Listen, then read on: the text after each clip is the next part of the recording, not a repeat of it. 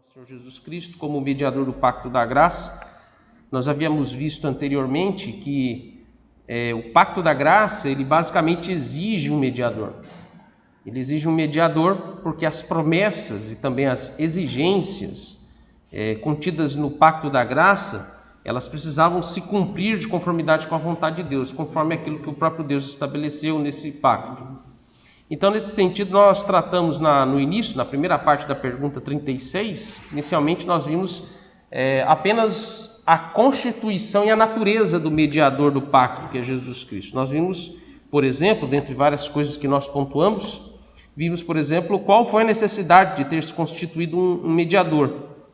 E também nós vimos qual foi o propósito pelo qual Deus ele constituiu Jesus Cristo como esse único mediador, né?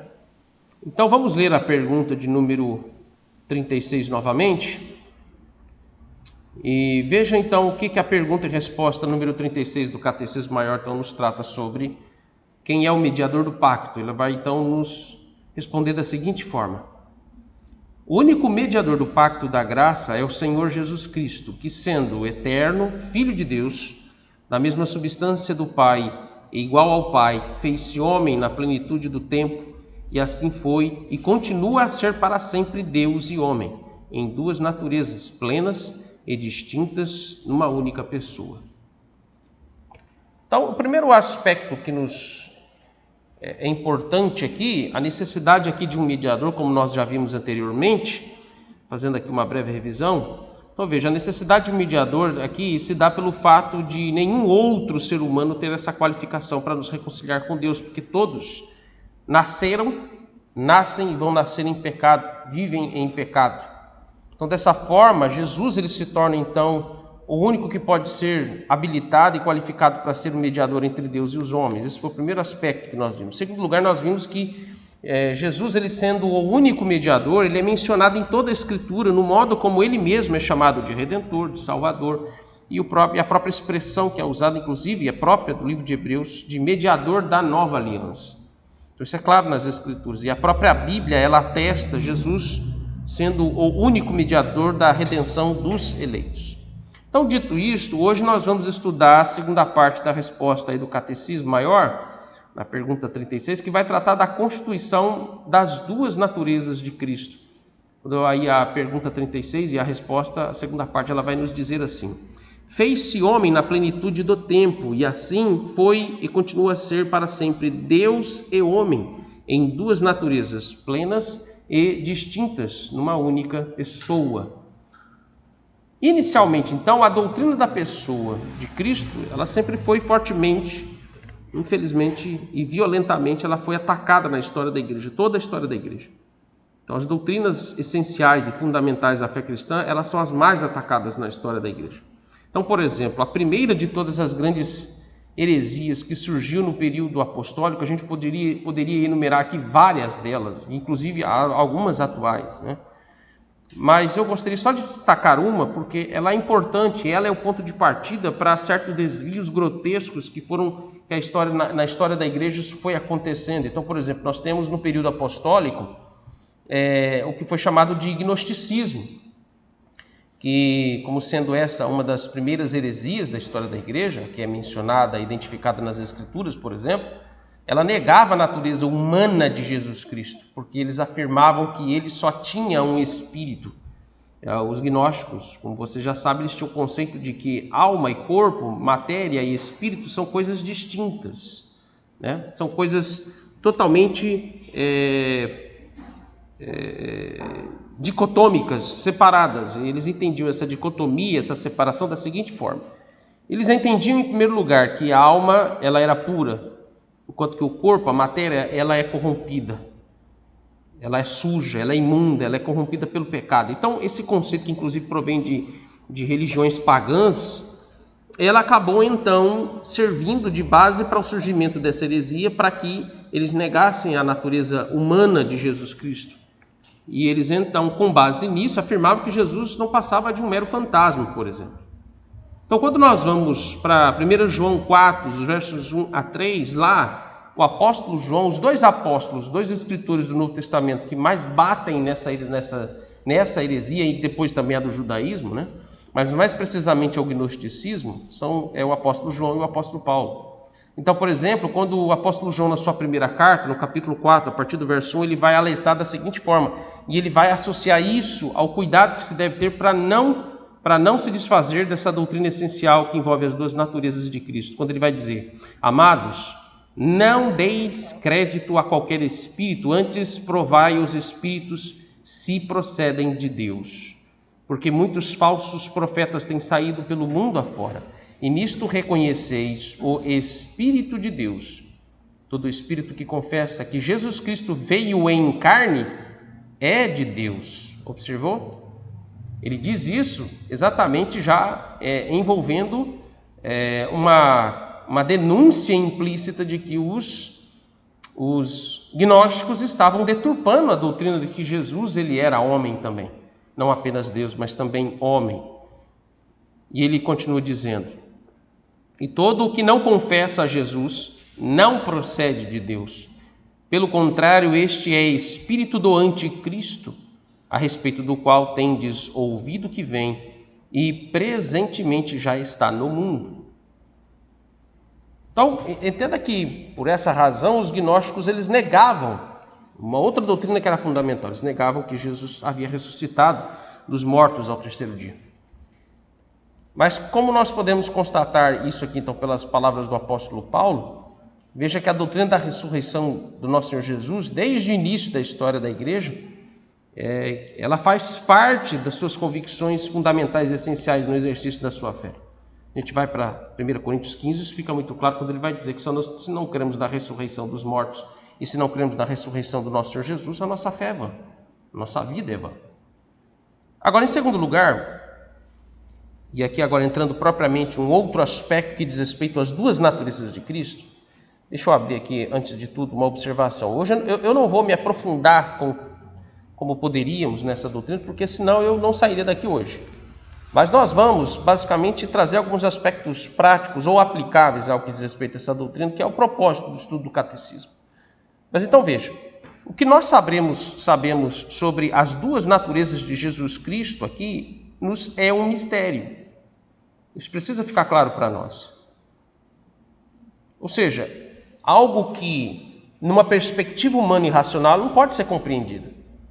Apesar de que ela nos está aqui revelada. Veja, esse mistério, apesar de ser um mistério, no que diz respeito como a natureza humana e a natureza divina, elas estão numa única pessoa, isso nos é um mistério, mas é um mistério revelado a nós, não para que nós venhamos especulá-lo, mas para que nós venhamos crer em Cristo primeiro como nosso Deus, como vimos na semana passada, mas também, como hoje nós vamos enfatizar bem, vê-lo como o nosso Salvador, como o nosso Redentor, que é próprio do mediador desse pacto. O mediador do pacto, ele tem as suas prerrogativas divinas, como também agora veremos, ele tem as suas prerrogativas também por parte da sua natureza humana, como Salvador e Redentor dos eleitos escolhidos por Deus. Então, por isso, nós precisamos ser aqui advertidos do cuidado de não especular, não tentar compreender em uma profundidade racional, pela pura e simples razão, a doutrina das duas naturezas de Cristo. Inclusive, já vimos isso até mesmo no que diz respeito à doutrina da Trindade. E nós devemos ter esse cuidado porque não é possível racionalmente compreender as duas naturezas de Cristo como elas estão ali harmonizadas e associadas. Ela é tão misteriosa a nós quanto a doutrina das três pessoas da Trindade. As duas naturezas de Jesus, elas são distintas nele. Então, esse é um aspecto importante que a gente precisa saber do que diz respeito à revelação das Escrituras. O fato delas possuírem, então, aqui, o fato do nosso Senhor Jesus, ele possuir essas duas naturezas, e elas sendo distintas uma da outra, não significa que aqui nós temos duas pessoas, ou não significa que nós temos aqui duas personalidades. Mas trata-se de uma pessoa, uma única personalidade, possuindo duas naturezas, duas essências, que elas sendo distintas, mas ao mesmo tempo elas estão unidas. Há uma unidade aqui, elas estão coesas perfeitamente nessa pessoa que se chama Jesus Cristo. E é nesse aspecto, aqui é nesse ponto que nos envolve com o mistério sobre as duas naturezas dele. Porque nós não sabemos como as duas naturezas elas estão unidas e coesas. Cada uma delas conserva a sua identidade, cada uma delas conserva as suas qualidades próprias separadamente, né? A gente precisa deixar isso claro, mas elas também não se misturam. Senão, meus irmãos, a Bíblia diria que Jesus Cristo, na verdade, ele seria metade Deus, metade homem. Como algumas heresias do período da história antiga, do período dos pais da igreja, alguns hereges afirmavam isso. Mas ele não é metade homem e metade Deus. Ao contrário disso, Jesus é Deus e homem ao mesmo tempo, numa única pessoa. Terceiro ponto que nós precisamos considerar no que diz respeito aqui às duas naturezas do nosso Senhor Jesus. É agora sermos levados à explicação de que Jesus Cristo, a partir da sua encarnação, ele foi constituído destas duas naturezas, onde uma é divina e outra é humana. Então, em primeiro lugar, nesse terceiro ponto, Jesus Cristo é a segunda pessoa da Trindade, ele é o Filho de Deus, ele é Deus, e assim como Deus Pai, Deus Espírito Santo, ele também é Deus. Nós já vimos isso em dois momentos no estudo do Catecismo. Nós vimos isso quando estudamos a doutrina da Trindade e vimos isso também na semana passada. Então, não me estendendo aqui tanto nesse ponto, mas é interessante considerarmos ainda que no Antigo Testamento possuem diversas passagens das Escrituras que vão nos remeter ao fato de que Jesus, ele aparece como sendo Deus. Ele é profetizado como sendo Deus. Salmo 2, você vai para o Salmo 2, versos 6 e 12, que é conferido com Hebreus capítulo 1, verso 5, da deidade de Jesus. Salmo 45, versos 6 e 7, com também Hebreus capítulo 1, versos 8 e 9. Você tem o Salmo 110, conferido também com o capítulo 1 de Hebreus, no verso 13. Você tem Isaías capítulo 9, verso 6, conferindo ali ao nosso Redentor, o Messias, títulos divinos. Deus forte, Pai da eternidade. É até curioso ele ser chamado de o Pai da eternidade, porque ele é aquele que dá a eternidade, nesse sentido, a fonte da eternidade. Conselheiro, príncipe da paz. Então, ele recebe títulos divinos, da deidade que é própria dele. Você vai para Jeremias 23, verso 6, Daniel capítulo 7, verso 13, Miqueias 5, verso 2, Zacarias 13, verso 7, e por fim Malaquias 3, verso 1, mencionando apenas os textos que fiquem aqui registrados, e depois os irmãos leem com calma em casa, depois eu posso passar para vocês essas referências bíblicas. Mas principalmente no Novo Testamento, e aí em particular quando você pega, por exemplo, os escritos do apóstolo Paulo e também do apóstolo João, é que nós vamos encontrar muitos, de uma forma muito extensa, bem diversificada, ensinamentos explícitos e bem profundos sobre a divindade e a humanidade de Jesus.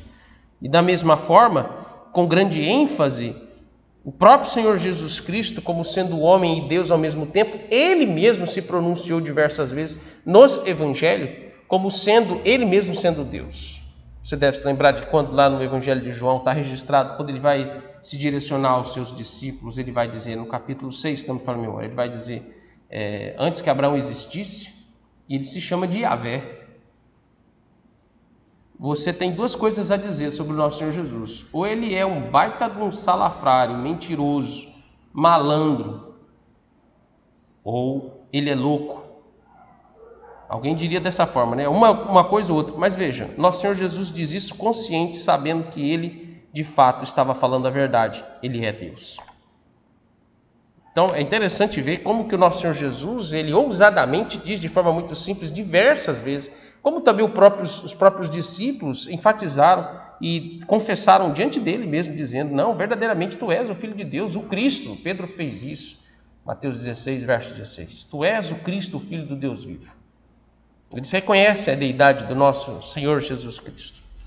Vários textos diz respeito a isso. Você deve se lembrar de João 1, os versos 1 e 14, 1 João 5, verso 20, Filipenses 2, verso 6, Gálatas 4, verso 4, que fala da humanidade de Jesus associada à sua deidade, Hebreus capítulo 2, os versos 14, 16 e 17, 1 Timóteo 2, e também capítulo 3, verso 16. Então, é interessante ver que nos evangelhos nós vamos encontrar diversas passagens que, de forma mais elevada, Jesus ele demonstrou ter consciência de ser homem e Deus ao mesmo tempo.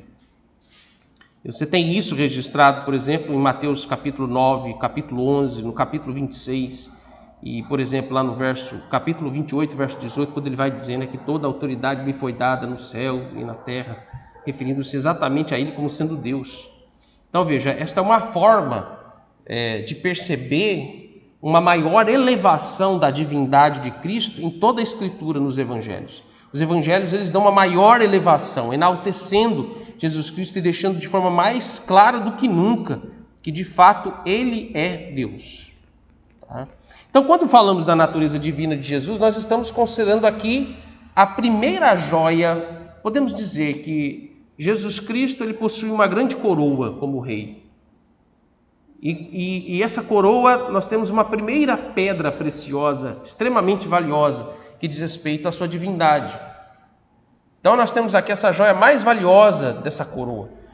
E o próprio Senhor Jesus, ele deixa claro que ele não se tornou Deus, mas ele sempre foi Deus. Isso fica claro em João capítulo 1, versos 1 a 5. E aí lermos aqui, para que isso fique bem claro para você. Olha o que o apóstolo João vai nos dizer. No princípio era o verbo estava com Deus, o verbo era Deus, ele estava no princípio com Deus. Todas as coisas foram feitas por intermédio dele, e sem ele nada do que foi feito se fez. A vida estava nele, a vida era a luz dos homens, a luz resplandece nas trevas, e as trevas não prevaleceram contra ela. É interessante porque um dos motivos, uma das razões que, por exemplo, os testemunhos de Jeová são considerados seita, eles não são considerados igreja, porque eles negam a divindade de Jesus Cristo, e o texto que claramente eles usam para negar a divindade de Jesus é esse texto de João capítulo 1, verso 1, quando eles vão dizer que aqui eles adulteram a versão que eles usam, adulterada explicitamente, quando ele vai dizer, no princípio era o verbo estava com Deus e o verbo era Deus. Aqui eles escrevem, o verbo era um Deus, com D minúsculo. Então eles não aceitam Jesus Cristo como Deus, na mesma essência e natureza do Pai, divina do Pai. Isso aqui então nos leva a compreender por que Jesus é chamado de o verbo, e aí fazendo a transição para irmos para o aspecto humano de Jesus, para a natureza humana de Jesus. Veja, a expressão o verbo aqui, ele é chamado de o verbo, que é logos aí no grego, exatamente é uma expressão, é uma forma de expressar aqui uma das características própria da natureza divina do Filho de Deus. Isso aqui, quando ele é chamado de o verbo é um dos títulos que a segunda pessoa da Trindade recebe para nos lembrar de que ele é a revelação da mente, dos pensamentos de Deus sobre nós e o nosso futuro, sobre a nossa condição. Interessante porque o puritano Thomas Watson, quando ele comenta sobre esse assunto, essa doutrina, ele vai nos dizer que essas palavras, por exemplo, as palavras que nós usamos para pronunciar ou para se expressar com a nossa língua, as palavras são intérpretes, as intérpretes dos nossos pensamentos e da nossa mente. E da mesma forma, então, entende-se que quando nós usamos as palavras para expressar o que nós pensamos, da mesma forma, Jesus Cristo, ele é o revelador do que o Pai quis revelar a nós nos seus pensamentos da sua vontade sobre a nossa redenção. Então, por isso que não é possível conhecer a vontade de Deus e quem é Deus sem conhecer a Cristo, sem ter Cristo como esse mediador que nos conduz a essa revelação completa. Então, veja que o único que pode ser o revelador da mente de Deus é somente aquele que é igual a Ele e que o conhece perfeitamente, que o conhece completamente. Jesus Cristo, então, ele é o revelador das grandes verdades que o Pai pensa, que o Pai deseja para a redenção dos seus escolhidos, considerando que todo o plano de salvação ele foi estabelecido na mente de Deus. Somente alguém igual a Deus é que poderia nos revelar com perfeição, com completude esse plano de salvação a nós, que é o seu Filho Jesus Cristo, como inclusive fica claro depois, no mesmo capítulo, em João, nos versos 16 a 18, quando ele deixa claro que Jesus é a revelação dessa mente salvífica do Pai para nos reconciliar com Ele. Olha o que ele vai dizer, João 1, a partir do verso 16. Porque todos nós temos recebido da sua plenitude e graça sobre graça, porque a lei foi dada por intermédio de Moisés. A graça e a verdade vieram por meio de Jesus Cristo. Ninguém jamais viu a Deus, o Deus unigênito, que está no seio do Pai, é quem o revelou. Perceba, então, Jesus é o único que, tendo a sua natureza divina, nos concede, então, acesso ao Pai. Esse é um aspecto, o primeiro aspecto. Por que a natureza divina? Porque ele, sendo Deus, assim como o Pai é também, ele, sendo divino, com a sua natureza divina, nos concede acesso, nós réis mortais, nos concede acesso ao Pai, nos concede, através dele, comunhão com o Pai. Então guarda esse ponto, porque isso lá no final depois vai nos levar ao aspecto que envolve a natureza humana. Como então ele nos dá a comunhão do Pai, a reconciliação que é prometida ao Pai, a nós, seres humanos, se tornando homem? A gente vai chegar nesse ponto já já. Agora então, por outro lado, o quarto ponto aqui do nosso estudo, quanto aqui as duas naturezas de Jesus, envolve a sua humanidade. Então, a expressão verbo aqui, que é usado para intitular e se referir a esse aspecto de Jesus, está o revelador pessoal do nosso Senhor Deus e da redenção que o nosso Senhor Deus nos dá pela graça. Ele faz essa ponte entre essas duas naturezas, porque ao mesmo tempo que Jesus ele é identificado como Deus no uso desse título divino, ele também é designado como homem.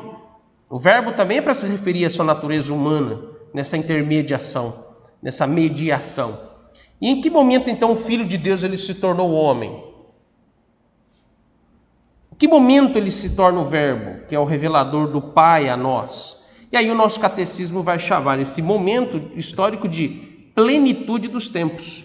Então, plenitude dos tempos significa aqui algumas questões importantes, que ela é muito própria do apóstolo Paulo. Em primeiro lugar, plenitude do tempo significa no tempo exato, perfeito, conforme os planos de Deus. Em segundo lugar, também significa que o momento histórico da encarnação do nosso Senhor Jesus foi um evento único, foi um evento distinto, um divisor de águas em toda a história da humanidade. Não haverá um momento como esse.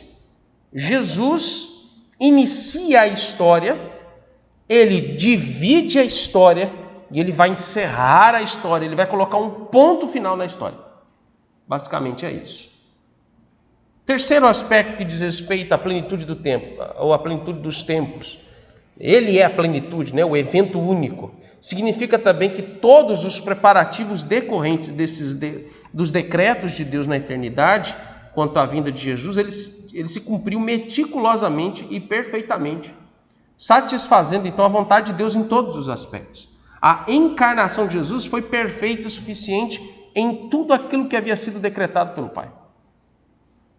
E deveria ser meticulosamente perfeita em todas as coisas, no tempo exato da sua concepção, no tempo exato da sua formação no útero da sua mãe. Quem deveria ser a mãe, a progenitora de Jesus Cristo?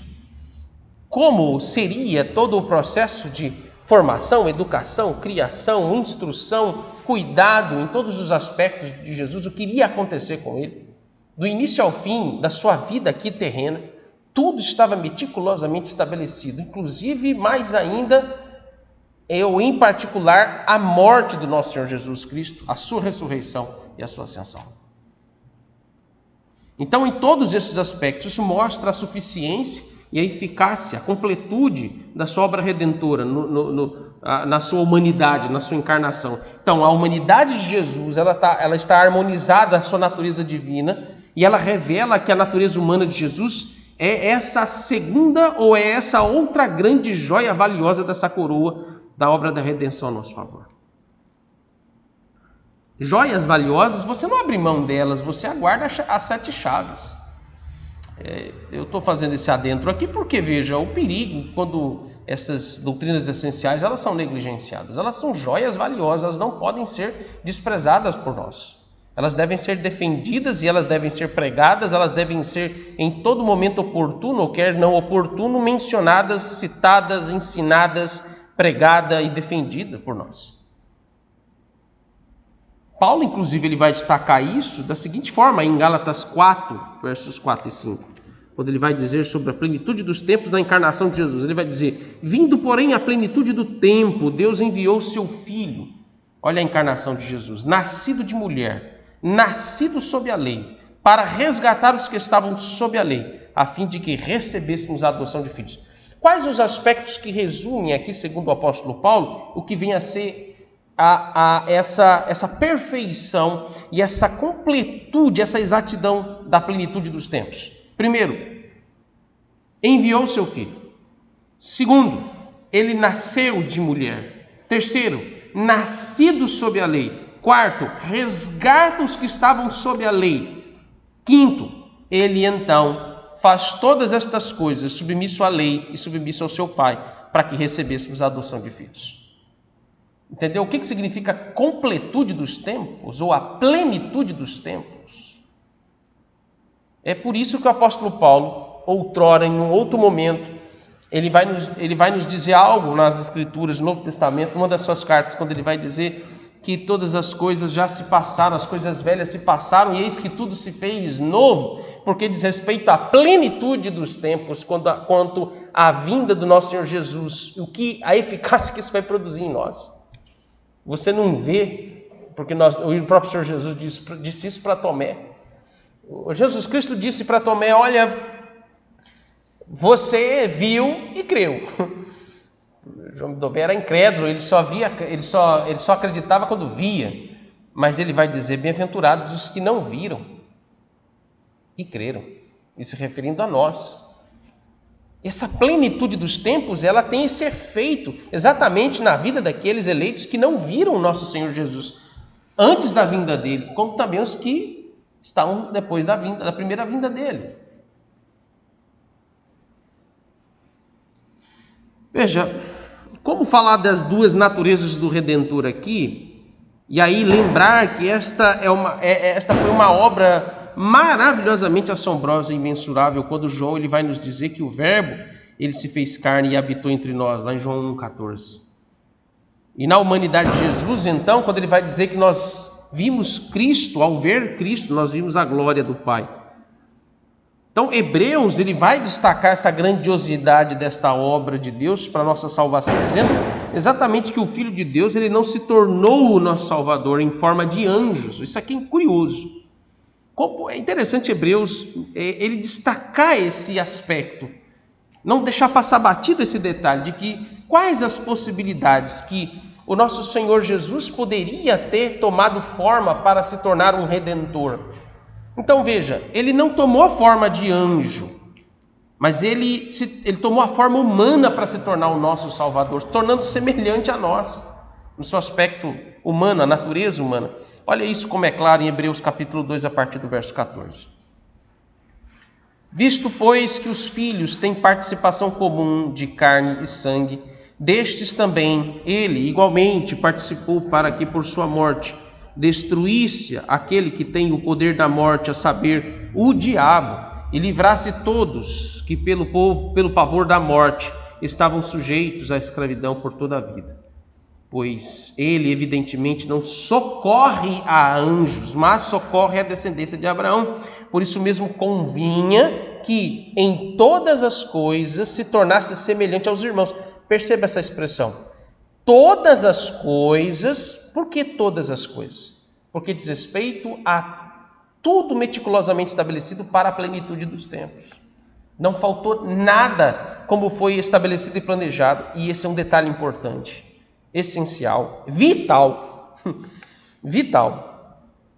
Ele então se torna como seus irmãos, semelhante aos seus irmãos, para ser misericordioso e fiel sumo sacerdote nas coisas referentes a Deus e para fazer propiciação pelos pecados do povo. Pois naquilo que ele mesmo sofreu, tendo sido tentado, é poderoso para socorrer os que são tentados.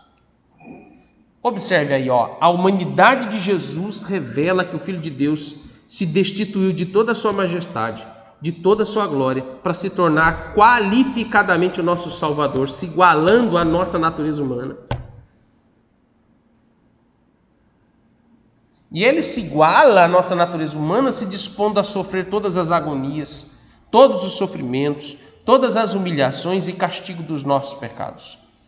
Como isso é importante para agora, esse momento que a gente está vivendo. Porque Jesus Cristo, ele é o único que pode dizer em todos os nossos sofrimentos, em todas as nossas agonias, ele é o único que pode dizer a nós, em todas as nossas preocupações, em todas as nossas profundas tristezas, pelas perdas, ele pode dizer para nós: eu sei o que você está passando, eu sei o que você está sentindo, eu sei o que você está pensando, eu sei exatamente que agonia é essa que você está sentindo, porque eu passei por tudo isso aí. A plenitude dos tempos, ela nos mostra que nesse evento único, Jesus, em todo o seu sofrimento, em tudo que ele sofreu, mostra a suficiência, mostra toda a sua autoridade, todo o seu poder para nos socorrer nesse momento específico da história que nós estamos agora, que envolve essa situação do Covid-19, por exemplo. Quando uma pessoa, um crente, se ele está enfermo, ou quando um crente ele tem alguns dos seus parentes enfermos, pessoas que ele ama, e até mesmo crentes como essa semana a Anne e o Anderson, perderam seus familiares, e no processo, desde o momento da notícia da enfermidade, da despedida, ir para o hospital, saber que está na UTI, saber que está entubado, e depois ter a notícia do falecimento e depois sepultar.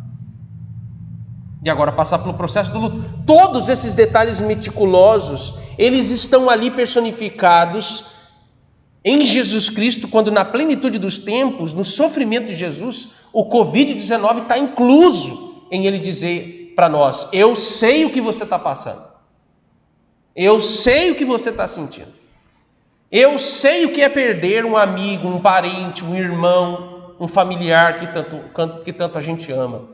Eu sei o que é ser incitado, atacado pelo pecado em querer me levantar contra Deus. Eu sei porque eu sofri essas tentações que você no seu coração está sofrendo.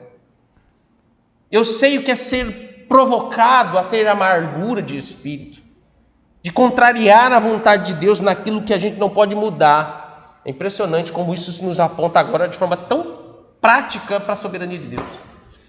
Porque o próprio Senhor Jesus, nas suas agonias e sofrimentos, na plenitude do tempo, perfeitamente, próximo da morte de cruz, ele se dispôs a dizer de todo o seu coração: eu vou ter que beber o cálice da tua ira, Pai, mas faça a tua vontade, seja feita a tua vontade. Tudo isso para exatamente se cumprir o que Hebreus capítulo 2 está nos dizendo, que ele é poderoso para socorrer os que são tentados. Eu creio que a maior de todas as humilhações e sofrimentos que o nosso Senhor Jesus sofreu foi exatamente o pecado ter atacado, ter assediado e provocado Jesus, ter tentado Jesus a desobedecer ao seu Pai. Mas veja, o pecado não conseguiu conquistar a alma e o corpo do nosso Senhor Jesus. Olha bem o que é isso. Jesus sendo Deus divino, mas com a sua natureza humana distinta, porque senão não teria nenhum efeito. Por isso as duas naturezas distintas, né? O sofrimento do corpo e da alma ali, das agonias, do assédio do pecado, da tentação, da provocação para querer levar Jesus Cristo a pecar. Mas Jesus não foi no seu corpo e na sua alma conquistado pelo pecado, ao contrário do nosso primeiro pai que foi. Meus irmãos, como tem sido, às vezes eu comento isso aqui, como tem sido difícil esses dias, esses últimos momentos, esses anos que a gente tem passado, em que a nossa geração cai em pecados, cai em tentações tão bobas e tão sutis, em coisas tão bestas. A plenitude do tempo nos revela que Jesus passou por coisas que são incabíveis de se dizer que humanamente alguém poderia suportar e passar. Você ficar 40 dias e 40 noites no deserto sem comer, passar em jejum? Me explica como isso aconteceu. Jesus ali 40 dias, 40 noites em solidão profunda, no deserto, frio, calor extremo, frio extremo à noite, calor extremo de dia, os perigos do deserto, a solidão do deserto, a fome, tudo isso englobado ali, tudo isso encorpado ali, e aquilo tudo contribuindo e favorecendo a Satanás, ao cenário para que Satanás pudesse provocar Jesus e levá-lo a desobedecer ao Senhor, ao seu Pai. E ele resistiu a tudo isso. Nesse sentido, não se trata de um homem se tornando Deus, então, mas se trata de Deus se tornando homem. Isso fica claro para nós em Colossenses 2, a partir do verso 8, quando ele diz, Colossenses 2, a partir do verso 8, versos 8 e 9, como vocês estão abrindo aí a Bíblia, então eu vou esperar. Colossenses 2, versos 8 e 9. Já fica aí atento para Romanos 9, 5.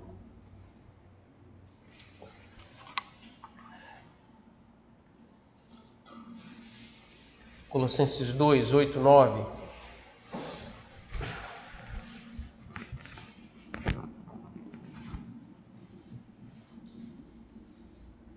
Cuidado que ninguém vos venha a enredar com sua vã filosofias e vãs sutilezas, conforme a tradição dos homens, conforme os rudimentos do mundo, e não segundo Cristo. Porquanto nele habita corporalmente toda a plenitude da divindade. Corporalmente, nele habita toda a plenitude da divindade. Olha quando você vai então para Romanos 9,5. Deles são os patriarcas, e também deles descendem Cristo, segundo a carne, o qual é sobre todos, Deus bendito para todos sempre. Amém. Abre então a sua Bíblia em Lucas 1,35 e veja o que o anjo vai dizer a Maria. E aqui é um aspecto que me chama muita atenção. Me chamou muita atenção quando eu estava analisando essa passagem. Um aspecto que envolve um privilégio duplo. O estado de humilhação de Jesus se torna um privilégio para Maria. Olha o que o anjo vai dizer. Lucas 1,35. Respondeu-lhe o anjo: descerá sobre ti o Espírito Santo, e o poder do Altíssimo te envolverá com a sua sombra. Por isso também o ente santo que há de nascer será chamado Filho de Deus. Em outras palavras, Maria, uma mulher pecadora, mas obviamente crente, mulher regenerada, teve o privilégio gracioso de chamar Jesus Cristo, o Filho de Deus, de meu filho. Se olhar para uma criança e dizer, este é o meu filho, o Filho de Deus, por um momento da sua encarnação, na sua humanidade, no seu estado de humilhação, como é a sua encarnação, ele pertenceu a uma mulher, ele teve uma mãe. Mas é interessante como foi essa relação, quando as duas naturezas, a humana e a divina, estão ali se manifestando numa única pessoa, que é o Redentor Jesus. Quando, por exemplo, acabou-se o vinho, não tem mais vinho na festa de casamento, que foi o registro do primeiro milagre dos evangelhos, e aí Maria vai lá, aquele ativismo feminista evangélico que às vezes se aflora nas nossas irmãs e esposas e filhas, né? Por mais piedosas que sejam, Maria foi e tomou a frente do negócio e vai lá e chega para Jesus e diz, olha, acabou o vinho. E Jesus, ele vira para sua mãe e diz, mulher, o que tenho eu contigo? Ela simplesmente, esse foi o único filho que conseguiu, filho adulto, né? Que conseguiu convencer a sua mãe desse perigoso feminismo enrustido que as nossas queridas irmãs, muitas vezes, acontece delas manifestarem. E ele vai dizer, mulher, o que tenho eu contigo? Eu não posso falar isso para minha esposa de jeito nenhum. Pelo contrário, eu tenho muito com ela. E muitas vezes, o modo como ela pode pecar contra Deus em relação ao exercício da minha autoridade, de outras coisas que ela pode tomar à frente, no modo geral, claro, isso eu estou me referindo a ela, também com todos os nossos irmãos aí casados, que têm suas respectivas esposas, é a mesma situação. Mas de lembrar que a única coisa é da minha responsabilidade prerrogativa, de lembrar que eu muitas vezes provoco ela a pecar contra a minha autoridade como marido, como chefe do lar. Mas o nosso Senhor Jesus, todos os detalhes relatados na história de Jesus Cristo. Por isso que é importante estudar a teologia saudável e bíblica, de lembrar, né? Cristologia é isso. E você olhar para a vida e a história do nosso Senhor Jesus Cristo e ver em cada detalhe das suas conversas, das suas ações, para onde ele ia, onde ele descansava, o que ele fazia quando parava, quanto tempo dormia. Há diversos aspectos que vão revelar isto meticulosamente, a completude dessa plenitude dos tempos nas duas naturezas dele. E aí ele poder dizer: eu sei o que você passa, eu sei o que você sofre, e eu posso te socorrer, eu estou aqui para te socorrer. Quando nós vamos, meus irmãos, aqui para algumas aplicações que não são muito simples diante de tudo que a gente viu aqui. Primeiro, se não fosse a humanidade de Jesus, não haveria um mediador que cumprisse as exigências e as promessas do pacto da graça a nosso favor. Não haveria salvação e perdão para os nossos pecados, porque os nossos pecados, eles estão associados com a nossa natureza humana. O pecado entranhou na natureza humana e era necessário que Jesus Cristo se tornasse homem, para que como homem ele pudesse, em todos os sofrimentos semelhantes aos nossos, ele pudesse então ter esse poder de nos socorrer dos nossos pecados, de nos dar o perdão dos nossos pecados e nos reconciliar com o Pai. Segundo, se não fosse a humanidade de Cristo, a nossa visão da deidade sobre Deus, a nossa visão da divindade seria algo terrível e aterrorizante. Mas através da carne de Jesus Cristo é que nós podemos olhar para Deus sem esse terror, sem esse pavor da manifestação da sua glória. Terceiro lugar, sem a humanidade de Cristo não haveria misericórdia, não haveria compaixão por parte de Deus, não saberíamos o que significa graça e compaixão, porque Deus ele revelou a sua misericórdia na humanidade do seu Filho. E através da sua misericórdia revelada na humanidade de Cristo, o Filho ele enobrece. Veja, o estado de humilhação de Jesus na sua humanidade causa um efeito positivo a nós, porque a humilhação dele, o empobrecimento dele, da sua pessoa, não da sua divindade, mas da sua pessoa, quando se torna homem, se submete aos aspectos do rigor humano, da natureza humana, enobrece a nossa natureza humana com honra. Por isso que Hebreus ele vai nos citar o Salmo 8, versos 4 e 5, quando ele vai dizer que é o homem que dele te lembres e o filho do homem que o visite. Fizeste, no entanto, por um pouco menor do que Deus, e de glória e honra o coroaste. E aí isso fica muito claro a nós, quando como acabamos de ler o texto aqui das Escrituras, em Hebreus capítulo 2, os versos 5 a 11. Quando ele vai dizer, nós lemos inclusive também na semana passada, quando ele vai dizer que por isso nosso Senhor Jesus ele não tem vergonha de chamar estes por quem ele morreu de irmãos, por causa da semelhança na humanidade, possuindo a mesma natureza humana. Em quarto lugar, a humanidade de Jesus fez com que ele estivesse qualificado para nos socorrer, para nos amparar, nos livrar dos mesmos sofrimentos e tentações, ataques que ele também sofreu aqui na terra. Jesus, meus irmãos, conhece a nossa estrutura, ele conhece as nossas fraquezas, ele conhece as nossas limitações e por isso não temos sumo sacerdote que não possa se compadecer das nossas fraquezas. Antes, olhe bem que Hebreus vai nos dizer sobre isso, antes foi ele tentado em todas as coisas à nossa semelhança, sem pecado. E por fim, em quinto lugar, as duas naturezas então distintas, mas unidas em uma única pessoa, nos revela uma única mensagem. Olhe somente para Cristo como seu Salvador. Ele não apenas deve ser adorado, como nós vimos na semana passada, o culto cristocêntrico, mas ele deve ser buscado pelos homens como a única pessoa que pode conceder a eles salvação da parte de Deus. A deidade e a humanidade juntas em Cristo revela que só há uma esperança, só há uma saída aos homens e que ela não deve ser desprezada por eles.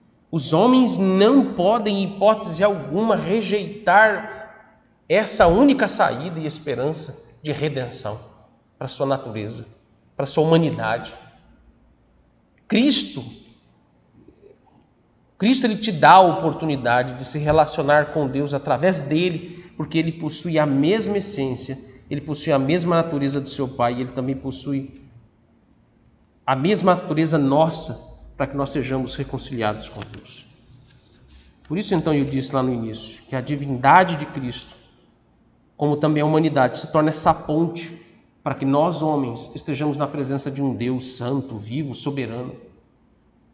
E ele por isso que possui as duas naturezas. As duas naturezas fazem essa ponte do lado de lá e do lado de cá. O Deus homem que nos pega pela mão e nos conduz até a presença do Deus santo, soberano e glorioso. E a glória desse Deus não vai nos matar, não vai nos destruir, não vai nos ajuizar, não vai nos consumir com a ira dele, porque a presença do Filho ali nos assegura a misericórdia divina em nos preservar a salvos, em nos preservar em comunhão com ele, na presença dele. E é por isso que ele vai dizer lá em Hebreus capítulo 4, verso 16, então corra e peça socorro, grite, vá até o trono da graça, peça socorro a Cristo, para que você então possa ter o privilégio de estar na presença do Senhor. Isso, em certa medida, o culto solene é um preâmbulo disso. Por isso que nós não podemos ficar sem o culto solene. Mais uma vez, isso é importante.